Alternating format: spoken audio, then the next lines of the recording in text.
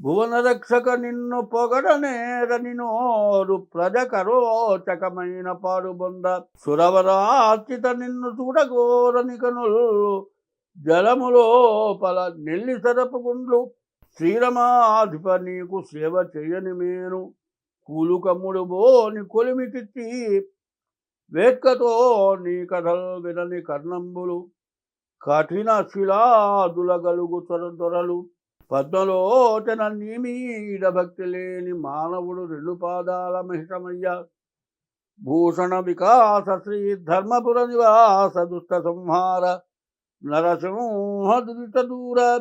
మానవుడైన వాడు, జ్ఞానం కలిగిన వాడు, జన్మతో జ్ఞానాన్ని ఇచ్చే భగవంతుడు జన్మనిచ్చాడు. ప్రతివాడికి కూడా, పుట్టిన ప్రతి మానవుడికి కూడా జ్ఞానం తెలుసు. ఇది తినకూడండి, ఇది తగిలింది అని కూడా తెలుసు. తినకూడదు ఎవరైనా తింటారా? తినరు.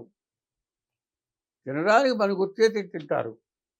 అది జ్ఞానం అంటారా, అజ్ఞానం అంటారా? జ్ఞానమే. ఇది చేయటం తప్పు అని తెలుసు, కానీ నా అవసరం కోసం తప్పు చేస్తున్నానంటాడు. అది కాదు.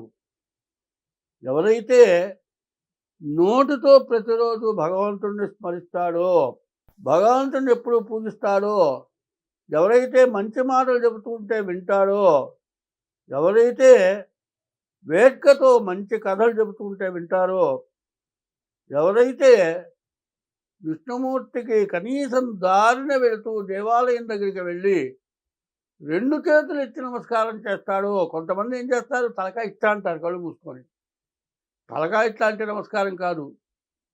మరి భగవంతుడి కనీసం సింహద్వారంలోనైనా నిలబడి భగవంతుడిని నమస్కారం చేయటం లేదు.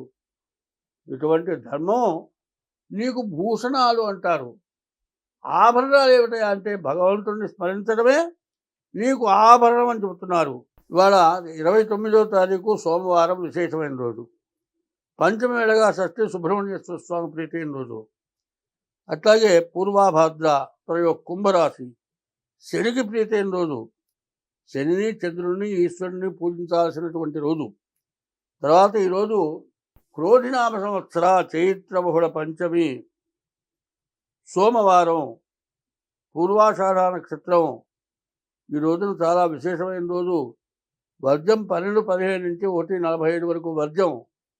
ఈ రోజున ఇష్టదైవాన్ని పూజించడం, ఈ రోజున ఈశ్వరుని పూజించడం, సుబ్రహ్మణ్యేశ్వర స్వామిని పూజించడం, మరి శుక్రుని పూజించడం, చంద్రుడిని పూజించడం చాలా విశేషమైన రోజు.